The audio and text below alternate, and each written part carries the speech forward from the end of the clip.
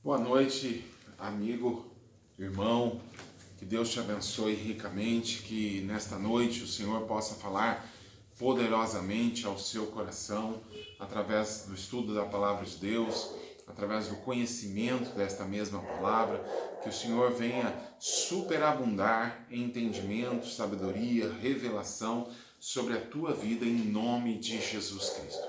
Gostaria de orar com você neste momento, gostaria de colocar nossas necessidades, nossa vontade diante de Deus agora. Feche seus olhos. Pai querido, em nome de Jesus, vem derramar do teu poder e da tua graça nesta noite sobre nossas vidas. Vem falar, Senhor, intensamente aos nossos corações. Vem revelar a tua vontade pelas tuas escrituras, pela carta aos Romanos que nós estamos estudando.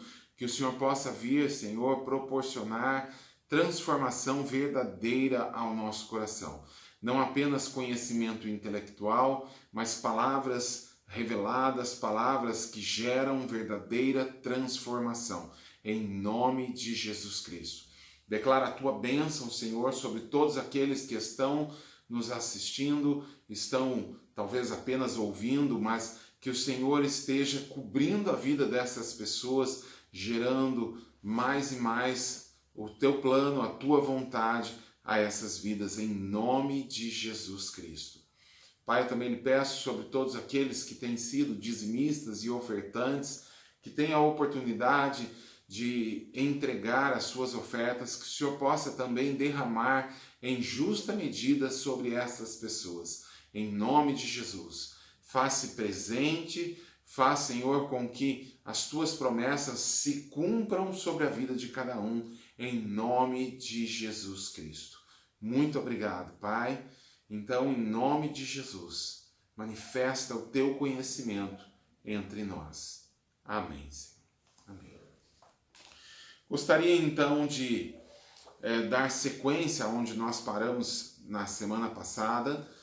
Já cheguei a ler o finalzinho do capítulo 11. Vamos trabalhar realmente o capítulo 12, mas como eu disse na semana passada, eu gostaria de ter um tempo maior, gastar um tempo maior com esta referência, de Romanos, capítulo 11, versículo 33 ao 36, que é o final do capítulo 11, ok? Vamos lá então. Ó profundidade da riqueza, tanto da sabedoria como do conhecimento de Deus. Quão insondáveis são os seus juízos, e quão inescrutáveis os seus caminhos. Quem, pois, conheceu a mente do Senhor, ou quem foi o seu conselheiro, ou quem primeiro deu a ele, para que lhe venha a ser restituído? Porque dele, e por meio dele, e para ele são todas as coisas. A ele, pois, a glória eternamente. Amém. É um texto muito bonito, muito belo, É muito profundo, que gera entendimento e conhecimento para as nossas vidas. Então nós vamos observando aqui o que o texto bíblico está nos falando. Profundidade da riqueza. Então, ele traz a ideia, essa palavra profundidade gera a nós uma ideia de algo muito profundo, de algo que não se alcança com facilidade. Nós vemos, por exemplo, os grandes tesouros nos oceanos, as grandes pérolas dos oceanos, elas são encontradas em locais profundos, aonde poucas pessoas alcançam. As pérolas menores, elas são encontradas relativamente próximas à superfície, mas as grandes pedras preciosas, as grandes pérolas, elas são encontradas em uma profundidade maior. Então é algo que precisa de investimento, é isso que nós precisamos entender quando se cita aqui a expressão profundidade da riqueza. Ele não está falando de riqueza a nível material, mas de algo espiritual, aonde nós só vamos entender aquilo que ele está propondo, aquilo que está sendo proposto, quando nós investirmos um relacionamento profundo e intenso com o Senhor. Aí então, verdadeiramente, nós vamos poder ter acesso a esse nível de entendimento e de conhecimento. Então, profundidade é algo que expressa a ideia de dificuldade, de intensa busca para que se possa verdadeiramente alcançar.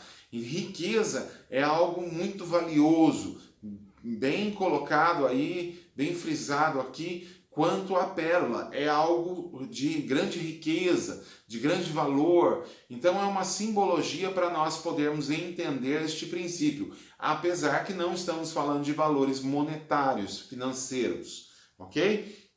Então ele diz, ó profundidade da riqueza, tanto da sabedoria quanto do conhecimento de Deus. Então nós precisamos entender que a vida abundante que Cristo veio trazer a nós, a vida plena que Cristo deseja trazer a nós, ela só pode ser alcançada mediante um relacionamento com nosso Deus e Pai e com nosso Senhor Jesus Cristo. Então, é necessário se conhecer mais de Deus.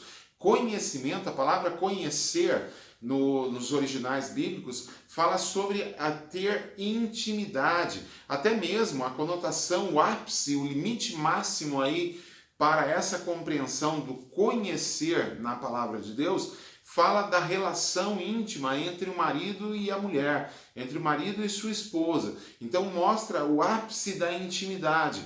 Então, quando a Bíblia fala de Cristo e a igreja, o noivo e a noiva, citando a respeito de intimidade, ele fala nesse extremo. E é algo interessante citar isso, porque a cultura geral da humanidade hoje, ela banalizou essa ideia, prejudicando então o entendimento espiritual verdadeiro de como nós devemos nos relacionar com Deus. Ele não fala de uma intimidade física, mas fala de uma intimidade espiritual. Fala de um limite, né, máximo de intimidade, de busca, de ser aceito, de encontrar. Então é disso que o texto bíblico está falando, que nós precisamos conhecer a Deus com profundidade. Devemos nos relacionar com Deus com profundidade e não de qualquer maneira. Olha que interessante, segue o texto dizendo, quão insondáveis são os seus juízos. Insondável é que não se pode medir, que não se consegue pôr uma sonda. Entenda, na cultura antiga, nos navegadores, existia um instrumento de navegação que se chamava sonda. E essa sonda, ela era utilizada quando o navio se aproximava da costa, se aproximava de lugares rasos. Então eles lançavam esse instrumento, bem rude, bem simples esse instrumento, mas era algo como simplesmente para medir a profundidade, ou seja, o quanto de água existia abaixo do casco do navio. Então, quando lançavam um peso amarrado naquele oceano, naquele mar, né? Jogava-se aquilo ali e pelo tanto de corda que descia, eles sabiam exatamente quanto de água tinha por baixo e evitando o risco assim de estarem encalhando o seu navio, né? Então nós vemos aí que a sonda, o sondar, ele fala sobre medir o quanto existe, né? Naquele espaço, naquele ambiente, ok? Então ele diz aqui, quão insondáveis, ou seja, não se pode medir os juízos de Deus. Já citamos semana passada a respeito que Deus é justo, temos citado semana após semana que Deus é justo e não se pode mensurar, não se pode medir o tamanho da justiça. Por quê? Porque excede, vai além de todo entendimento. É disso que a palavra está dizendo a nós, que Deus é extremamente justo, que em Cristo Jesus o Senhor é extremamente justo, Ele não falha em sua justiça. É isso que o texto está falando conosco, ok? O texto ainda segue, o versículo ainda segue dizendo: e quão inescrutáveis os seus caminhos. É quase, parece até sinônima a palavra, mas a questão de ser inescrutável é que não se pode entender. Muitas vezes nós vamos buscar entender a forma de Deus agir, mas nós não conseguimos compreender como Deus age. Por quê? Porque a nossa mente é limitada diante da sabedoria, diante do conhecimento que Deus tem sobre todas as coisas. Então, nós precisamos entender que Deus é muito superior a nós, muito superior. Ele está acima de qualquer ser humano, nem o mais inteligente de todos os seres humanos, aquele que seja assim excepcional na sua inteligência, não se pode comparar ao conhecimento e à sabedoria do Senhor. Não se atinge nenhuma pequena parcela, nenhuma pequena fração daquilo que é o conhecimento e a sabedoria de Deus. Ele é incomparável. É isso que o texto está reforçando a nós. Depois, no versículo 34, ele vem dizendo assim: quem, pois, conheceu a mente do Senhor? Então ele continua falando disso. Ele continua falando sobre a sobremaneira, né, em que Deus supera todo ser humano. Então nós vemos aqui: quem conheceu a mente do Senhor, ou quem foi o seu conselheiro, quem instruiu ao Senhor, quem o capacitou a fazer e estabelecer os seus planos, que são perfeitos. Então nós vemos que as pessoas muitas vezes se julgam conhecedoras e até agem como não dependentes dos planos de Deus, mas o que nós precisamos entender, o que a palavra de Deus nos acrescenta neste momento, que não há como superar Deus nos seus planos. Não há quem possa o aconselhar, não há quem possa o instruir, porque Deus é o conhecedor de todas as coisas. Então nós precisamos entender que as melhores coisas estão na vontade de Deus, nos planos de Deus e não nos nossos planos.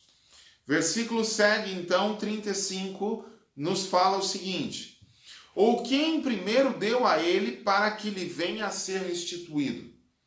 Quem fez primeiro a Deus para então receber de Deus, para ser restituído por Deus? Nós falamos sobre a salvação, o contexto da carta aos Romanos, que é a justificação pela fé, ou seja, que é a salvação através da fé, a condição de ser salvo através da fé. E quem pode crer antes do que Deus já tenha feito? É impossível. Então nós entendemos que tudo procede do Senhor, tudo vem dele, nada começa em nós, nós apenas respondemos àquilo que Deus traz a nós. Quando nós cremos na palavra dele. Nós não temos como fazer algo e tomar a Deus de surpresa. Surpreender Deus nunca, não há possibilidade, não tem como.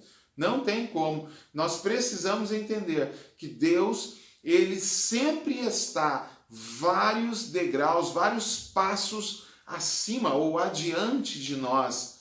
Então não há quem possa surpreender a Deus. Deus já conhece todas as coisas, ok? Vamos seguindo aqui. O último versículo do capítulo 11, então. Porque dele, por meio dele e para ele são todas as coisas. Tudo existe por meio de Deus. Porque dele, pela pessoa de Deus, por aquilo que ele é, através do que ele é, e para o que ele é, são todas as coisas.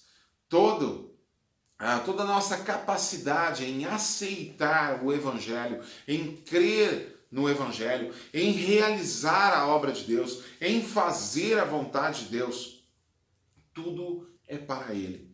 Por quê? Porque ele é excelso, ele é sobremaneira muito maior do que o nosso entendimento, muito maior do que a nossa própria capacidade de compreendê-lo.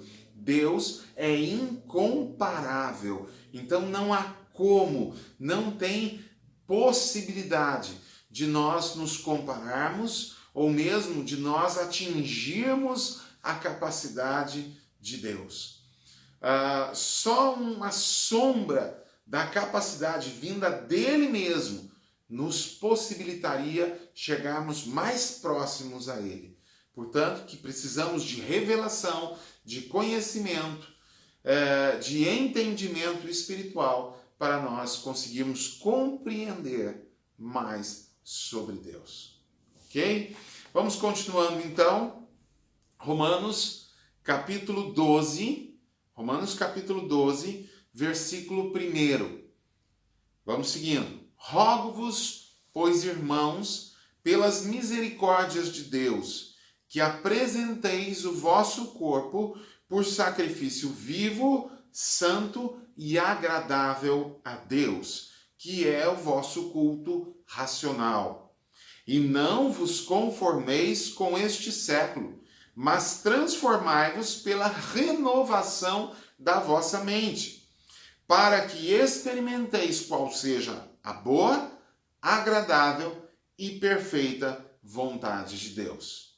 Vamos parar um instante aqui, porque o entendimento desses dois versículos, ele é essencial para nós.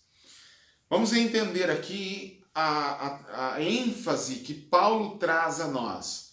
Então, trocando, em palavras mais simples, Paulo estaria mais ou menos dizendo o seguinte: irmãos, peço a vocês, pelo amor de Deus, que apresenteis o vosso corpo por sacrifício vivo, santo e agradável a Deus, que é o vosso culto racional. A palavra racional aqui, ela não implica de algo relacionado a raciocínio, entendimento, ok? A palavra racional fala de um culto verdadeiro, um verdadeiro culto que realmente vai agradar a Deus.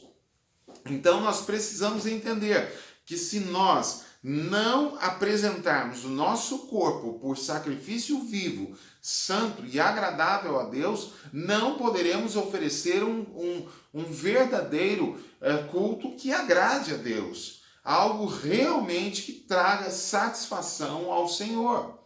E para que isso aconteça, o versículo 2 também, tanto quanto aí é importante, que ele diz: não vos conformeis, não aceitem a forma, não aceitem a maneira de pensar deste século. É isso que ele vem dizendo. Nós não podemos, nós não devemos ser regidos, ser conduzidos pela maneira de pensar nesses dias, nesses tempos, nesta época. Nós precisamos ser conduzidos pela palavra de Deus e não da nossa própria maneira, e não segundo o curso deste mundo, e não segundo a forma que as pessoas pensam. A palavra de Deus é o que nos molda, e não o nosso pensamento molda a palavra de Deus. A palavra de Deus, ela está acima de todo tipo de pensamento, de todo tipo de raciocínio. Por isso nós precisamos, realmente nós precisamos ser tomados, ser influenciados pela palavra de Deus. De uma maneira que ela venha reinar, que ela venha a ser soberana sobre a nossa vida, nos transformando. Porque na medida que eu aceito a transformação pela palavra de Deus, isso significa que eu não estou me conformando às coisas deste mundo, à maneira de pensar deste mundo. Então aqui, olha, repetindo o versículo 2, não vos conformeis com este século. Mais uma coisa, século aqui não está falando a contagem de 100 anos apenas, mas está falando sobre tempo. Nesse contexto é uma figura de linguagem, não é uma palavra literal, ou seja, não é algo só para o primeiro século da história cristã, mas é algo para os nossos dias. Então é uma figura de linguagem para nós. E vemos então aqui, mas transformai-vos. A palavra aqui é metamorfose, tá? A ideia é proposta por metamorfo, né? É aquela pessoa que vai ser totalmente transformada, que a sua origem não vai ter mais nada a ver com o que ela é agora. E é isso que nós precisamos entender, e é esse o efeito que nós devemos aceitar que a palavra de Deus faça em nós. Que nós sejamos transformados de uma maneira aonde aquilo que nós vamos alcançar não tem mais nada a ver com aquilo que nós éramos. Isso é o efeito que a palavra de Deus deseja ter sobre as nossas vidas. Vamos lá então, seguindo aqui. Então, para que experimenteis qual seja a boa, agradável e perfeita vontade de Deus. Então, entenda, para eu experimentar, para eu usufruir da boa, agradável e perfeita vontade de Deus, eu preciso de uma renovação de mente. Eu preciso ser transformado, aceitando o efeito da palavra de Deus, aceitando o confronto da palavra de Deus, aonde ela diz como eu devo me portar, como eu devo me conduzir nesses dias. Eu não posso assumir a identidade de todo aquele que não conhece a Deus. Eu preciso assumir a identidade, eu preciso assumir a semelhança de Cristo Jesus. Eu preciso aceitar aquilo que Deus deseja fazer na minha vida, se eu realmente quero experimentar a boa, agradável e perfeita vontade de Deus. Ok? Então, esse é o verdadeiro culto racional. Esse é o verdadeiro culto que agrada a Deus. É quando nós nos colocamos diante de Deus, abrindo mão do nosso próprio entendimento, vontade, sabedoria, desejo, abrindo mão de todo o efeito e toda a influência da nossa alma, para que prevaleça a vontade de Deus sobre a nossa vida. É isso que Deus espera como culto, verdadeiro culto. Então não é errado, por exemplo, quando nós nos reunimos e cantamos. Então isso não é culto? Cantar não é culto? Não. É que nossa motivação, o desejo do nosso coração, ao buscarmos a Deus, ao cantarmos, ao orarmos, ao ouvirmos a palavra, deve ser sempre de renúncia em favor da vontade de Deus. E não da nossa vontade, da vontade da nossa alma, da nossa mentalidade, da nossa estrutura de pensamento, da nossa vontade, do nosso raciocínio, do nosso desejo, das nossas emoções, entende? Então nós não, como cristãos, nós não podemos ser dominados pela nossa alma. Não podemos. Nós precisamos e devemos aceitar a direção da palavra e a direção do Espírito Santo quando nos revela a palavra de Deus. Porque, como eu já venho dizendo, a palavra de Deus, quando nos é revelada, nada mais é do que um desafio de Deus para que nós possamos viver aquilo que Ele está expondo para nós. Não é um decreto de Deus, mas é o desejo de Deus exposto para que nós possamos vivê-lo com intensidade. Ok? O apóstolo Paulo, então, ele começa desde o início da carta, lógico, aquilo que a gente já trabalhou até agora, falando sobre justificação pela fé, e aí vem falando sobre a fragilidade do ser humano em não conseguir fazer isso sozinho, por isso precisa do Espírito Santo para guiá-lo, para conduzi-lo, enquanto ele se encontra dividido, a sua alma e o seu corpo guiando ele para uma área, uma luta interior dentro dele, enquanto o seu espírito quer dirigi-lo, quer guiá-lo para a vontade de Deus. Então nós vemos aqui os planos de Deus sendo expostos, mas agora Deus começa a trazer a nós, igreja, lembrando que igreja não são só aqueles que não são judeus, mas é todo aquele que crê, indiferente de qual seja a nacionalidade dessa pessoa, quem crer em Jesus como seu Senhor e Salvador, automaticamente se constitui como igreja do Senhor, como habitação do Senhor, como a casa do Senhor, ok? Então nós vemos aqui que o Senhor começa a expor para a sua igreja, para nós, os que cremos verdadeiramente em Cristo Jesus, ele começa a expor o seu plano e a sua vontade para as nossas vidas. Ele começa a mostrar a nós que nós somos importantes dentro do planejamento dele de ganhar mais e mais pessoas para o reino dele. Ok? Então vamos continuar lendo. Vamos lá. Romanos capítulo 12, versículo 3. Vamos lendo. Porque pela graça que me foi dada, digo a cada um dentre vós, que não pense de si mesmo além do que convém.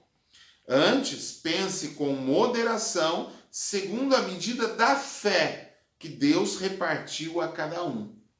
Aqui é interessante olharmos então a primeira parte do texto, que ele diz que, segundo a medida da graça, segundo a graça que foi dada, então ele diz o seguinte: digo a cada um dentre vós que não pense de si mesmo além do que convém.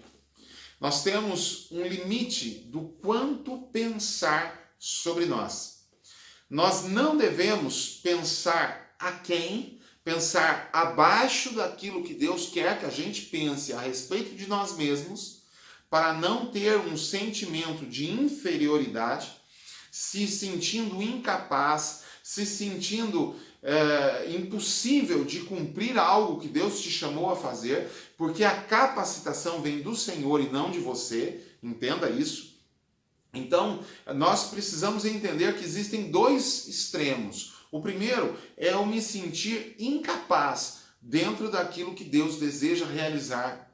Então eu não posso pensar aquém do que Deus quer que eu pense a respeito de mim. Mas, em contrapartida, também eu não posso pensar além, eu não posso pensar acima, eu não posso ser, vamos colocar de uma maneira diferente aqui, mas eu não posso me achar autossuficiente, eu não posso colocar a minha expectativa sobre a minha capacidade. Porque aqui ele faz uma relação entre graça e o pensamento que nós devemos ter a respeito de nós mesmos. Então, tudo o que eu posso fazer, só posso fazer porque o Senhor me capacita a fazer. Não é pela minha condição, não é pela minha capacidade, mas é por aquilo que Deus faz pela minha vida. Por minha vida, através da minha vida. É aquilo que Deus deseja realizar por nós. Então nós devemos entender que existe uma moderação. Eu não posso pensar aquém, a menos do que Deus quer que eu pense, e nem além, e nem mais do que Deus quer que eu pense. Mas você pode estar se perguntando aí, mas como eu devo pensar então? Eu gostaria de levá-lo de volta ao versículo anterior, que nós devemos ser transformados pela palavra de Deus. Tem pessoas que olham para a palavra de Deus e pensam assim: quem sou eu para fazer isso? Deus está dizendo que eu posso, mas eu acho que eu não sou capaz, eu acho que eu não posso. Ele está pensando a quem? Mas em contrapartida tem pessoas que pensam além. Deus está falando que é para fazer algo e ele não, a gente tem que andar pela fé e eu tenho que pensar alto, Mas, querido, entenda comigo, andar pela fé, pensar na fé ou pensar pela fé, nada mais é do que andar segundo a vontade de Deus, segundo a palavra de Deus. Então eu não posso me achar o super-herói, tá? Ou que consegue realizar todas as coisas sem uma direção de Deus, né? Não tirando do contexto, lógico que de certa maneira, mas eu quero trazer só o entendimento e não o texto bíblico agora para nós, mas tudo posso naquele que me fortalece. O contexto eu não vou entrar agora, mas eu quero pegar esse texto agora para que você entenda que se Deus te fortalece, se Deus quer que você faça algo, se Deus te capacita a fazer algo, realmente você vai poder fazer aquilo. Mas se Deus não te chamou para fazer algo, não tente fazer aquilo que Deus não te chamou. Que deliberadamente Deus já mostrou que não é aquilo que Ele tem para você. Porque você vai estar caminhando sozinho. Você não vai estar buscando aquilo que é a vontade de Deus. Mas você vai estar numa rota totalmente sozinho, aonde Deus diz, olha, eu vou ficar aqui porque aí aonde você está chegando não é a minha vontade. Então nós vamos ser frustrados, nós vamos realmente chegar em um ponto aonde nada vai dar certo.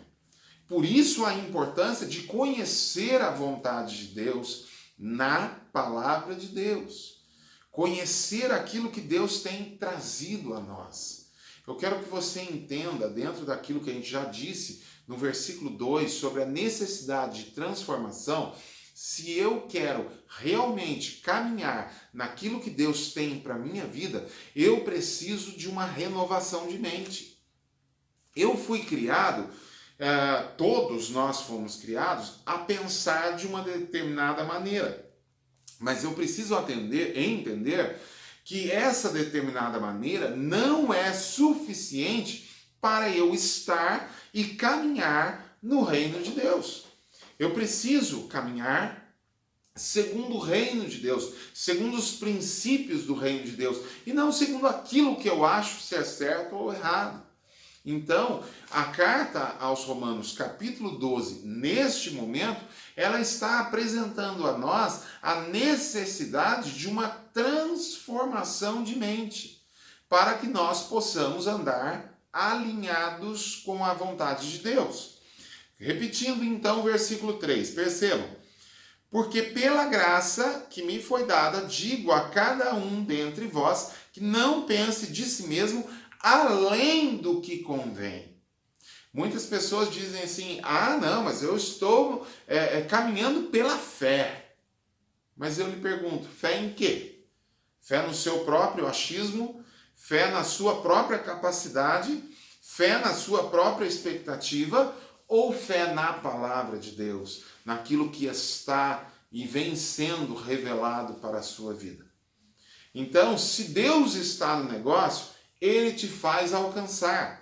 Mas se Deus não está no negócio, você está caminhando sozinho e você não vai alcançar. E ainda que consiga alcançar, isso não redundará em glória para Deus, porque foi teu esforço e não a graça de Deus. Ok?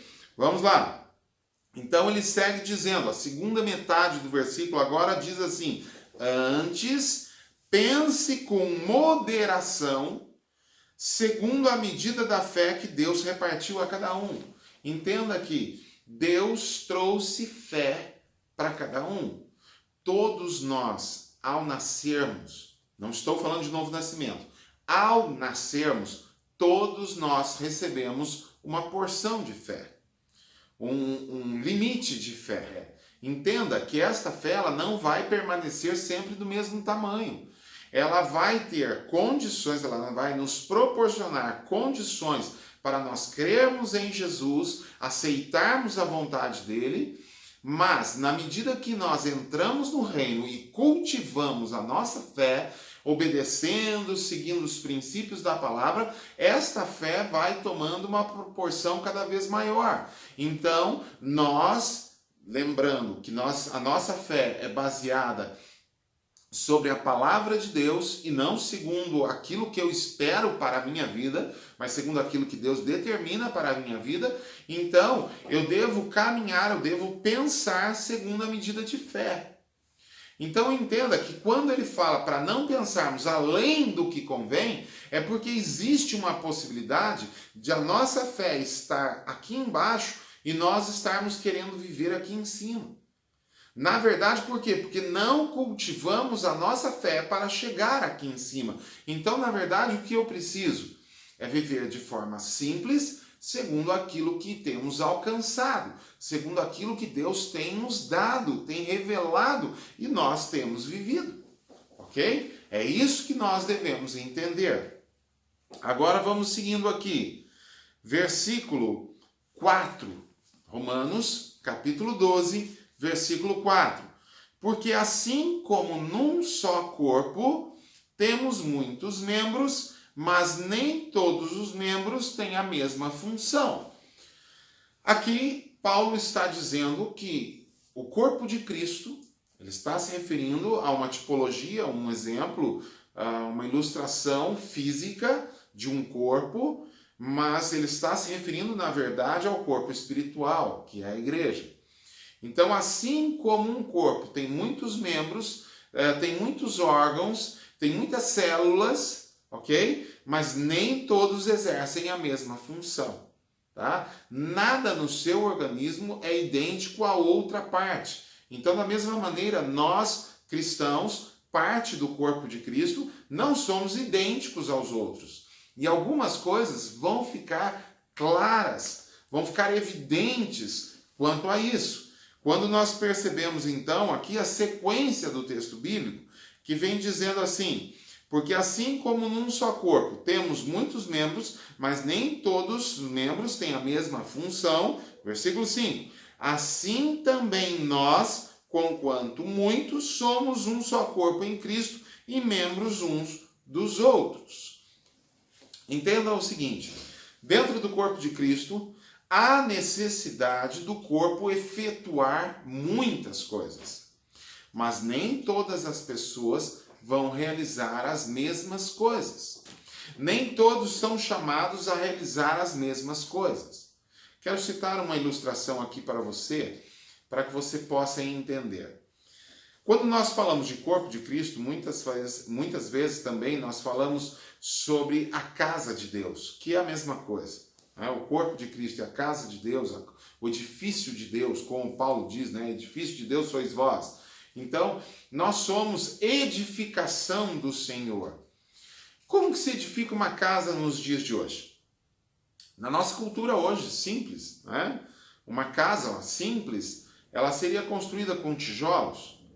E a grande característica dos tijolos, se nós percebermos, é que são todos padronizados, indiferente que tipo de tijolo seja, mas se você comprou de um mesmo tipo de tijolo, todos eles têm a mesma forma. Se você pegar e separar em 10 unidades diferentes, né, separar em 10 unidades, você vai começar a perceber que se você trocar a ordem dessas unidades, você não vai saber qual era o primeiro, o segundo e o terceiro, porque são todos iguais, ok? São todos idênticos. E isso fala sobre o quê? Fala sobre padronização, que são todos iguaizinhos. Então você pega aquele tijolinho, né, de barro, você pega aquele tijolinho, você separa 10 tijolinhos e muda as ordens dele, nunca mais você encontra qual foi o primeiro, qual foi o segundo. Muito difícil, a não ser se tiver uma marca nele, mas se todos estiverem iguais, você não vai distinguir um do outro mais. Mas é curioso, porque a Bíblia não diz isso que é a edificação. A edificação para o corpo de Cristo, há uma diferença entre nós. Nem todos são iguais, nem todos vão realizar as mesmas coisas. E aí, para entender isso, nós precisamos recorrer aos tempos bíblicos. Uma edificação, uma construção no tempo bíblico, ela não era realizada com tijolos, mas ela era realizada com pedras. E sendo assim, nós percebemos que as casas, os templos que eram edificados com pedras diferentes umas das outras.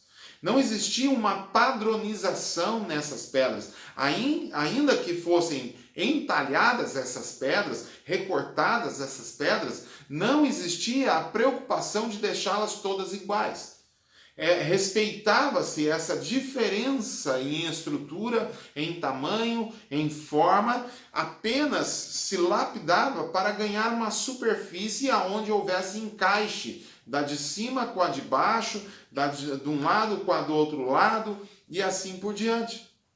Então nós vemos que as pedras, segundo a construção no Antigo Testamento, e até na época de Jesus mesmo, elas se encaixavam porque eram entalhadas, mas elas não eram iguais. Então, seguindo esse exemplo, nós entendemos que nós somos construção e edificação de Deus e não somos realmente todos iguais. E dentro disso, o apóstolo Paulo vem apresentar para nós essa diferença de atuação, ok? Vamos seguindo aqui, vamos ler o versículo 6. Tendo, porém, diferentes dons, segundo a graça que nos foi dada, se profecia, seja segundo a proporção da fé. Se ministério, dediquemo-nos ao ministério. Ou o que ensina, esmere-se no fazê-lo. Ou o que exorta, faça-o com dedicação. O que contribui, com liberalidade. O que preside, com diligência. Quem exerce misericórdia, com alegria.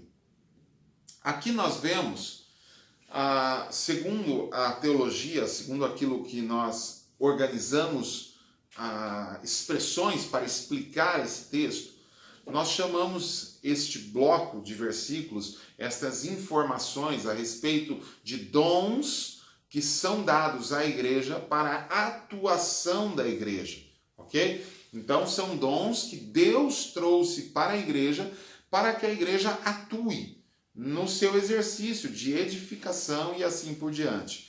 Então percebam que existem dons diferentes uns dos outros. Por favor, não estou me referindo acerca dos dons espirituais de 1 Coríntios 12. Esses dons nós chamamos de dons motivacionais, porque falam da motivação, fala daquilo que é a nossa vocação, é daquilo que nos move, é algo espontâneo, é algo que Deus colocou em nós para que nós possamos fazer a vontade dele se cumprir, ok? Então vamos repetir aqui alguns e procurar de forma breve explicar o que é cada um então. Vamos lá, versículo 6 de novo, Romanos 12, 6, vamos lá. Então Paulo mostra que existem diferentes dons. Mais uma vez, ele não está se referindo aos dons espirituais, ele está se referindo aos dons da graça dada por Deus, dons aqui que são citados neste texto, ok? Disso que ele está falando. Então, entenda aqui, diferentes dons segundo a graça que nos foi dada. E aqui ele começa a enumerar cada um deles. Eu vou citar um por um, separado do texto, para deixar evidente. E depois eu volto explicando cada um, ok? Então, primeiro, profecia. Segundo, ministério ou serviço. Ensino, ou aquele que ensina. Terceiro. Quarto, o que exorta, o dom de exortação. Aqui é uma grande confusão, depois eu explico, mas cuidado com essa palavra exortação. Depois, o que contribui. Fala de contribuir, fala de coisas financeiras também. Depois, o dom de presidir, ok? E depois, o dom de exercer misericórdia. Então, nós vemos aqui 3, 4, 5, 6, 7 sendo citados neste texto em questão, ok? Então, vamos a cada um deles. Se profecia, ok? Aqui, mais uma vez, eu não vou ter tempo suficiente e nem é o pretexto nosso trabalhar discriminando as manifestações de profecias, ok? Mas eu quero que você entenda que eu não estou, mais uma vez, eu não estou falando a respeito dos dons espirituais, dos dons da manifestação do Espírito de 1 Coríntios capítulo 12. Eu não estou falando disso. Então essa profecia citada aqui é diferente da profecia citada em 1 Coríntios capítulo 12 em diante. Ok? Vamos lá. Então, se profecia, se o dom existe de profecia, ele deve ser segundo a proporção da fé. Segundo o tamanho, segundo o desenvolvimento da fé daquele que profetiza, ok? Então, esse texto ele não está necessariamente falando que Deus está se comunicando através de uma pessoa na terra, mas sim que esta pessoa, influenciada pelo Espírito de Deus, ela está motivando outras pessoas, motivando essas pessoas através da própria palavra de Deus. Não estou dizendo também que esse tipo de profecia é o uso das escrituras, ok? Pode até usar, mas não está se referindo a isso necessariamente. Em uma outra oportunidade eu vou poder explicar a respeito disso. Agora, não. Vamos seguindo então. Então, profecia segundo a proporção da fé. Se ministério, eu até citei outra palavra sinônima aqui, serviço. Tá? Então, é você ajudar outras pessoas, é você fazer o serviço para outras pessoas. A palavra aqui é diaconia e já nos faz lembrar a expressão diácono, é aquele que serve, aquele que ministra, ok? Então, se ministério, se o dom existente é o de ministério, então dediquemo-nos ao ministério, dediquemo-nos ao serviço que sirva com liberalidade, que sirva com interesse de coração e não com segundas intenções e não esperando obter favores, mas que seja algo simples e verdadeiro, aonde eu faço por amor a Deus, faço por amor à obra de Deus e faço por amor aos irmãos e não buscando que se cumpra então a minha vontade, a minha expectativa, mas na verdade que se cumpra a vontade de Deus, ok? Vamos lá, seguindo aqui no mesmo versículo 7, ele cita: o que ensina, esmere-se no fazê-lo. Então ele está falando que existe o dom de ensino. É possível se aprender a ensinar? Sim.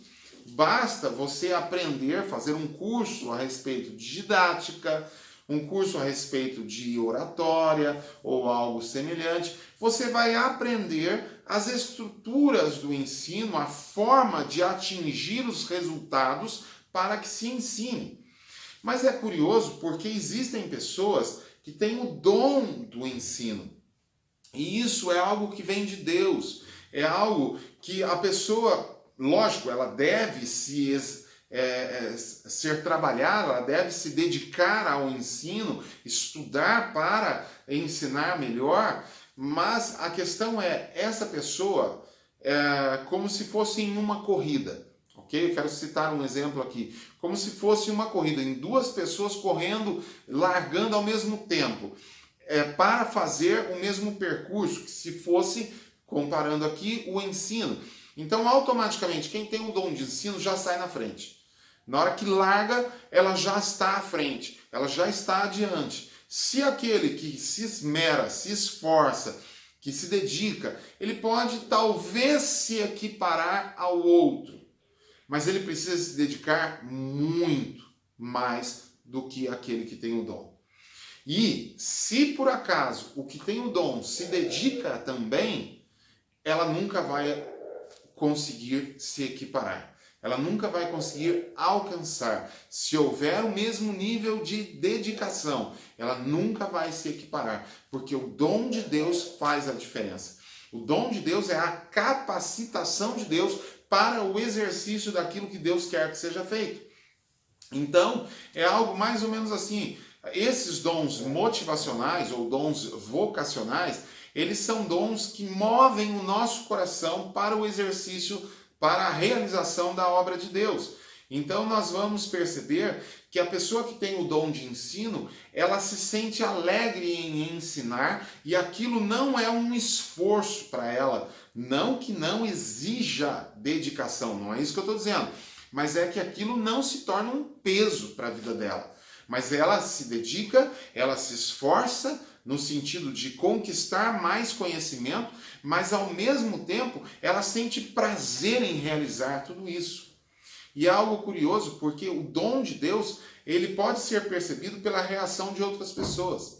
As próprias pessoas vão olhar para uma pessoa que tem o dom de ensino e vai perceber, nossa, esse sabe ensinar, mas talvez ele nunca estudou, como eu citei, didática, mas ele consegue ensinar didaticamente. Por quê? Porque é o dom de Deus. É a capacitação de Deus. Pode melhorar? Sim, pode e deve melhorar. Por isso deve se esforçar, como diz o texto, né? Esmere-se no fazê-lo. Então, se você percebe que na sua vida você tem a condição, você consegue ensinar com determinada facilidade, porque a facilidade vem pela prática, é óbvio, né? Quanto mais se pratica, quanto mais se estuda, mais fácil vai se tornando explicar coisas para quem tem o dom, tá? Muitas vezes, para quem não tem o dom, é algo difícil explicar e se fazer ser entendido. Mas para aquele que tem o dom, Deus dá a capacidade. Mas voltando, é necessário se esmerar, né? Se dedicar, realmente investir tempo de sua vida. Então, o meu conselho para você, se você percebe que tem o dom de ensino, dedique-se a ensinar e dedique-se a conhecer mais, a estudar, a fazer com excelência, não somente no ensino, mas estou falando a respeito do ensino agora. Faça tudo o que for fazer com excelência. Faça da melhor maneira possível. Entenda que se você não conhece algo ainda, não tem como você fazer aquilo. Mas se você já conhece, faça da melhor maneira possível. Tá? Não faça de qualquer maneira. Algo que muitas vezes dói nos ouvidos quando nós percebemos as pessoas falando assim: ah, eu vou fazer, mas é para Jesus. Deus conhece o meu coração. Querido, realmente Deus conhece o nosso coração e Ele sabe se nós estamos fazendo com afinco, com dedicação, com esmero, ou realmente nós estamos fazendo porque achamos, ah, Deus aceita de qualquer maneira. Não, Deus não aceita de qualquer maneira. Não que Deus cobre excelência de você sem você ter capacitação. Não, Deus não vai fazer isso. Mas na medida que nós vamos tendo capacitação, Deus espera que cada dia esteja melhor aquilo que nós fazemos. Ok? Versículo 8 vem trazendo o próximo dom, o de exortação. Então ele diz: aquele que exorta, faça-o com dedicação. Muitas vezes nós entendemos que exortar é falar duro com uma pessoa. Mais ou menos assim. Eu preciso exortar o irmão tal, então eu preciso pegar ele de jeito, preciso falar duro com ele para que ele entenda qual que é a vontade de Deus. Nem sempre a exortação tem esse sentido. São mínimos os casos que têm esse sentido. A verdadeira exortação tem o sentido de motivar a pessoa. Então eu exorto a pessoa para que a pessoa se sinta motivada e capaz para alcançar aquilo que é a vontade de Deus. É mais ou menos como se fosse uma motivadora. Não é essa a palavra certa, não é essa a expressão certa, mas por agora, para nós entendermos, é isso que eu quero que você entenda. É aquela pessoa que vai inspirar outras pessoas com palavras motivadoras. Ok? Lembrando que isso é um dom, não é algo que é aprendido. Pode ser aperfeiçoado, mas não aprendido. Perceba que o texto diz: o que exorta, faça com dedicação. Dedique-se a fazer isso. Dedique-se a aconselhar pessoas, a falar com pessoas, a estimular pessoas. E este dom vai crescendo. Você, na expressão bíblica, né? Você irá crescendo no seu dom. Você vai avançando naquilo que Deus te chamou a fazer. Agora, mais outro dom motivacional. Ele diz aqui: o que contribui com liberalidade. Não estou querendo dizer aqui que, por favor, entenda o que eu vou dizer.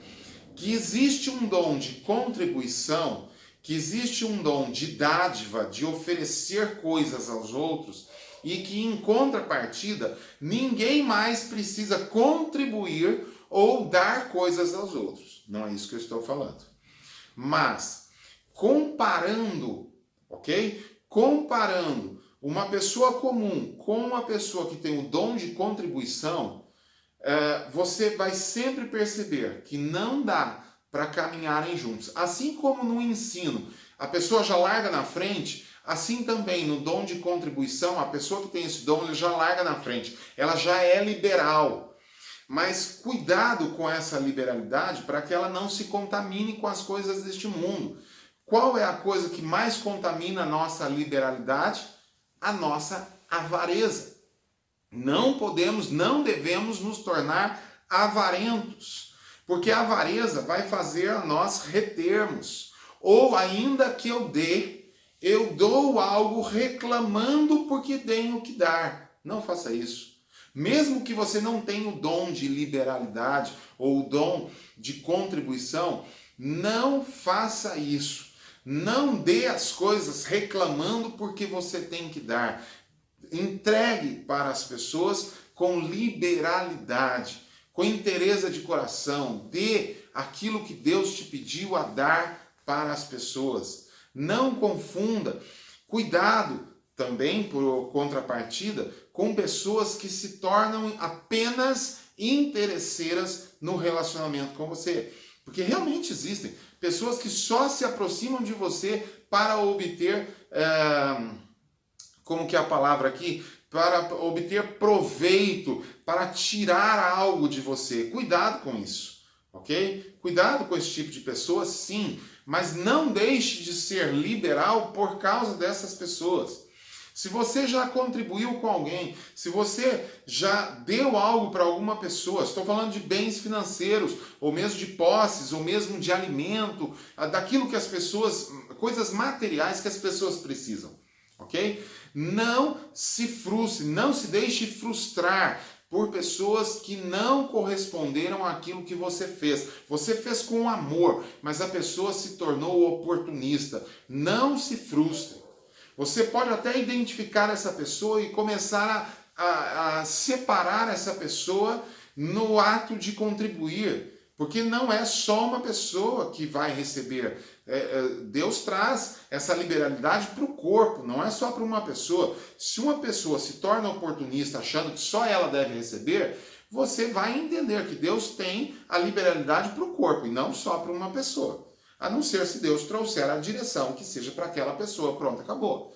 Mas nós devemos ser liberais. Por exemplo, algo que é muito difícil nos dias de hoje, o campo missionário, existem muitas pessoas que padecem por necessidade financeira mesmo, tá? No campo missionário. Estão entregando a sua vida para Jesus para se dedicarem a pregar o Evangelho, a levar o Evangelho aonde não é alcançado ainda.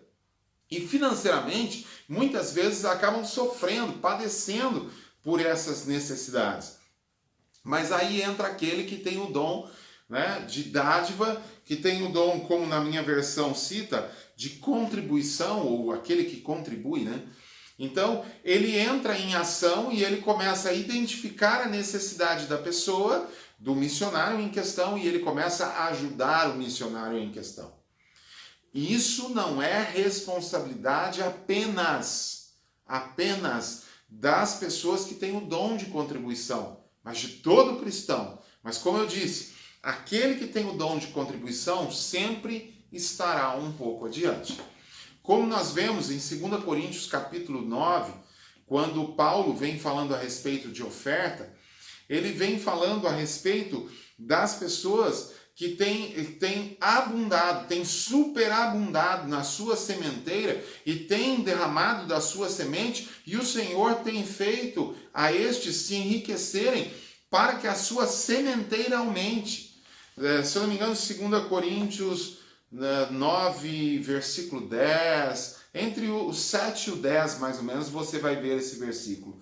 Então entenda, Deus aumenta a nossa sementeira, ou seja, o reservatório de sementes, tá? Ele não aumenta aquilo que vai virar pão, mas ele aumenta aquilo que vira semente. Para quê? Para que a pessoa possa contribuir cada vez mais. Então nós devemos entender, devemos ser liberais, agir com liberalidade, né, para entregar aquilo que Deus pede que seja entregue. Ajude as pessoas que você tem visto tendo necessidade. Ajude a obra de Deus, ajude as pessoas de Deus, ajude pessoas que ainda não são de Deus para que possam conhecer a Jesus através da obra social também, ok?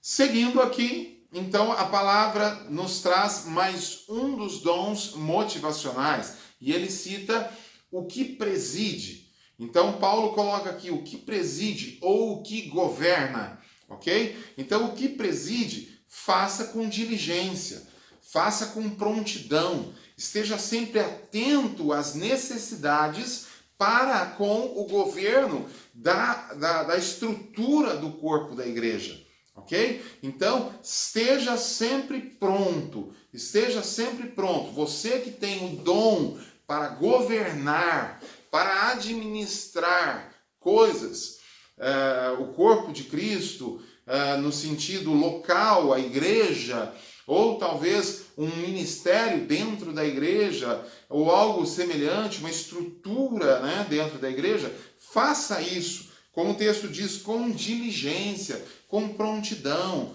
Realmente faça aquilo que Deus tem pedido para você fazer. Existem pessoas que têm um chamado para administrar coisas, para governar coisas, para presidir coisas. Entenda, da mesma maneira, tem pessoas que podem aprender a governar, administrar, podem aprender, mas não têm um chamado para isso. E aquilo que, o mesmo exemplo que eu citei atrás, se nós damos a largada de uma pessoa que tem o dom e de uma pessoa que não tem o dom, automaticamente, no momento da largada, aquela que tem o dom já está adiante, já está à frente. E se ela se dedica naquilo que ela faz, ela é insuperável. Por quê? Porque Deus a chamou para fazer aquilo que ela está fazendo. Ok? E por último, aqui, nesta sequência de dons motivacionais, então nós vemos aqui aquele que exerce misericórdia ou socorro. São pessoas chamadas para ajudar outras pessoas. São pessoas que têm o dom de ajudar outras pessoas. E ela se sente motivada em ajudar pessoas. Mas aqui ele diz que aquele que exerce misericórdia, que faça com alegria. Por quê? Porque muitas vezes na nossa caminhada, quando nós ajudamos pessoas, muitas pessoas elas vão se sentir desmotivadas, tristes, porque existem pessoas se aproveitando, talvez não reconhecendo o que você está fazendo. Não tenha, não se entristeça com o que as pessoas não te reconhecem. Faça com alegria, ok? É isso que eu gostaria de deixar para vocês nesta noite. É isso que eu quis compartilhar com vocês nesta noite. Semana que vem, então, nós continuamos em Romanos capítulo 12, versículo 9 em diante, ok? Então agora eu gostaria de orar, eu quero orar com você, junto com você, por tudo aquilo que nós ouvimos nesta palavra no texto de hoje. Feche seus olhos, vamos orar agora.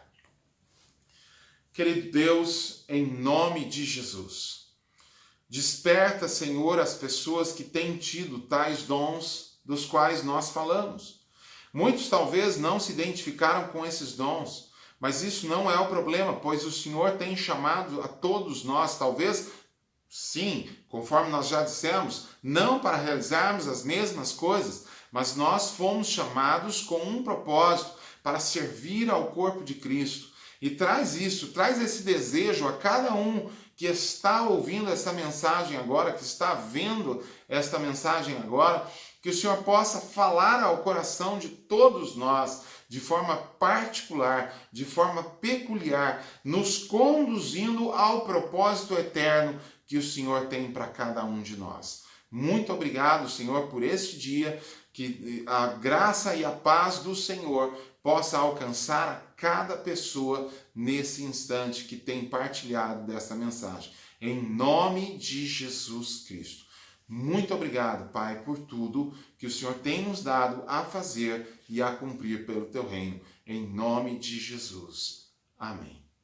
Querido, Deus te abençoe, fica na graça e na paz, em nome de Jesus. Que o Senhor seja superabundante no chamamento para com a sua vida, revelando e trazendo entendimento da vontade dele. Em nome de Jesus. Amém.